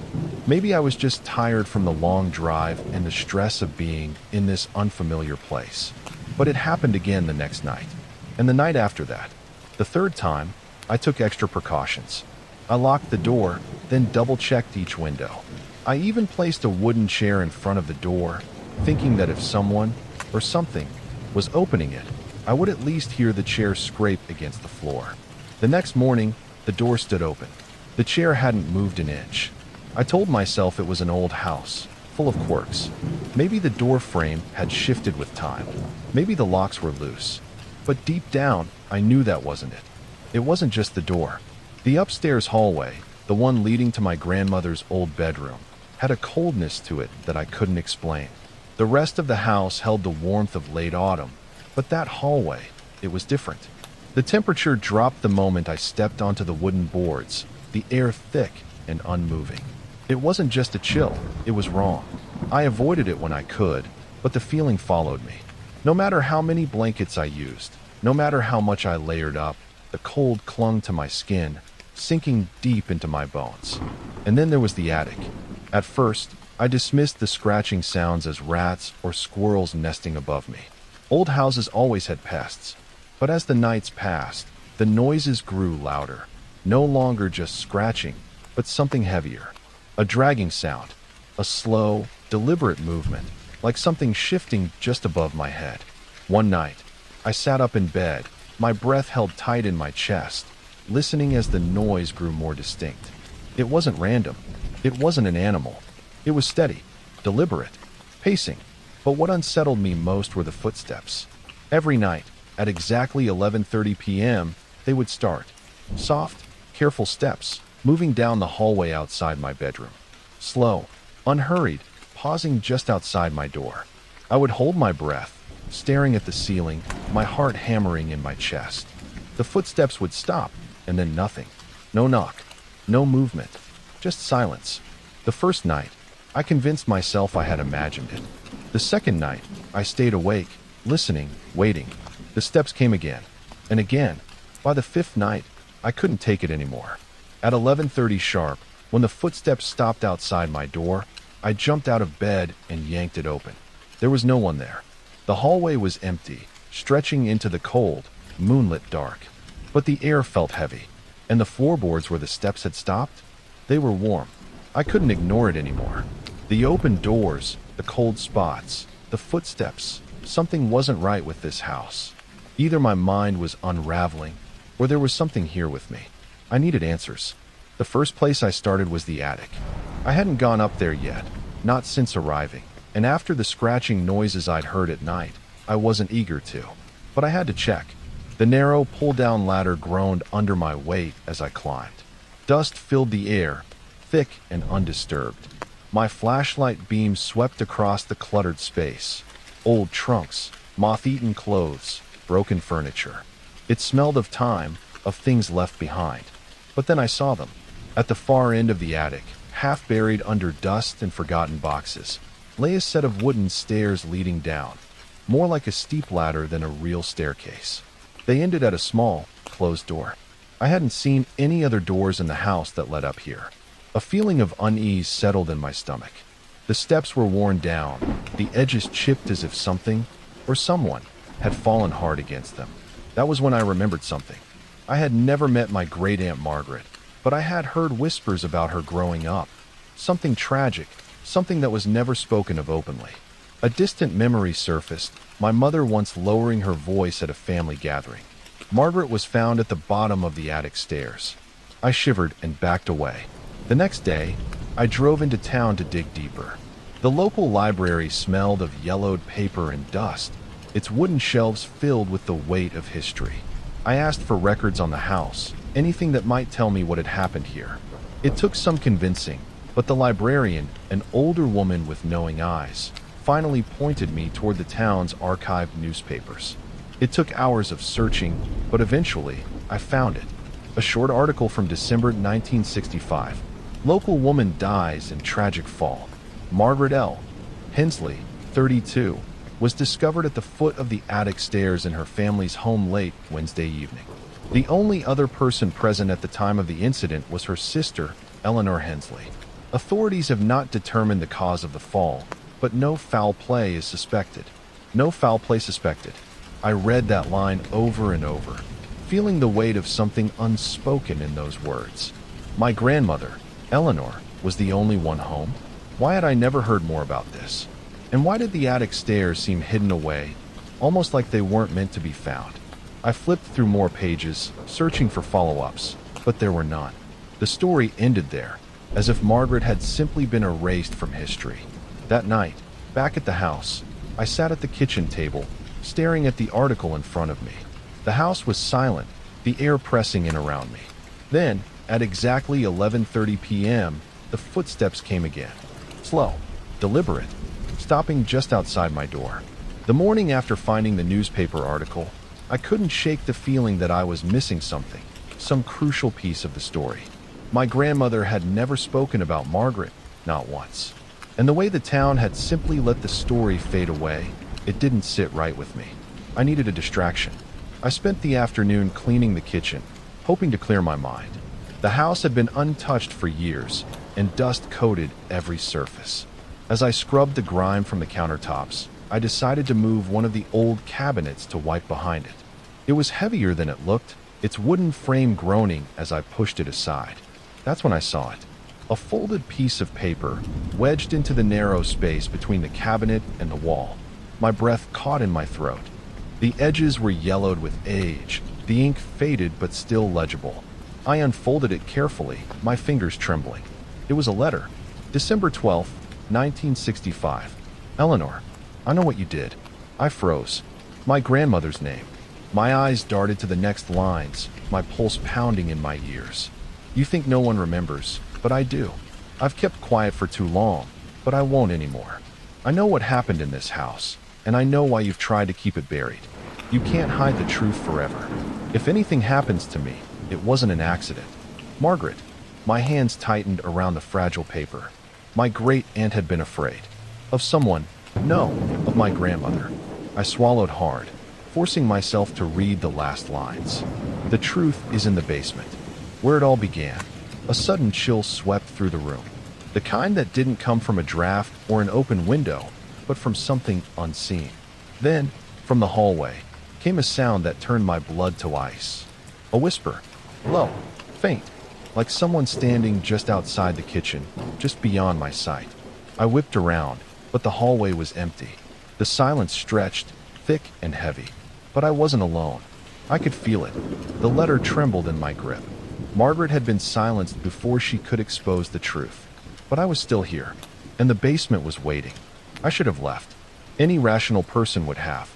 But after reading Margaret's letter, After hearing those whispers in the hallway, I knew I couldn't walk away, not without knowing the truth. The basement, that was where it all began. That was where I needed to go. But something in the house didn't want me to. That night, the disturbances grew worse. The footsteps outside my door were no longer slow and careful. They were angry, heavy thuds pacing back and forth, stopping only when I held my breath, as if whoever, whatever, was out there knew I was listening. The whispers became clearer too. No longer faint murmurs, but voices. Dozens of them, overlapping, pleading, "Don't go down there. Leave it alone. You don't want to see." I sat in bed, clutching Margaret's letter, my pulse hammering in my ears. I had made my decision. The next morning, I drove into town and bought a sledgehammer. The clerk gave me an odd look as I paid in cash. "Tearing something down?" he asked casually. "Something like that," I muttered. The drive back to the house felt longer than before, the trees lining the road seeming taller, their bare branches reaching like skeletal fingers. When I stepped inside, the air felt different, heavier, charged. As I made my way toward the basement door, the temperature dropped, the floorboards groaning beneath my feet. The sledgehammer felt heavy in my grip. Then, just as I reached the door, the footsteps started again. But this time, they weren't outside my bedroom. They were behind me. Fast. Rushing. I spun around, heart pounding. Nothing. The hallway was empty. But I wasn't alone. I could feel something standing there, just beyond the edge of my vision. Watching. Waiting. The whispers rose, urgent now, desperate. "Don't. Stop. Please." My fingers tightened around the sledgehammer. I turned back to the basement door, inhaled sharply, and stepped inside. The basement was colder than the rest of the house. Not just a physical chill, but something deeper, something that seeped into my bones. The single overhead bulb cast a sickly yellow glow, flickering slightly as I descended the wooden steps.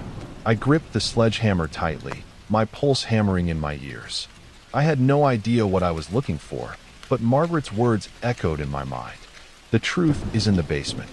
I stepped onto the concrete floor, my breath visible in the frigid air. The room was mostly empty, just old shelves, rusted tools, and a dusty workbench pushed against the far wall. But something felt wrong. The floor.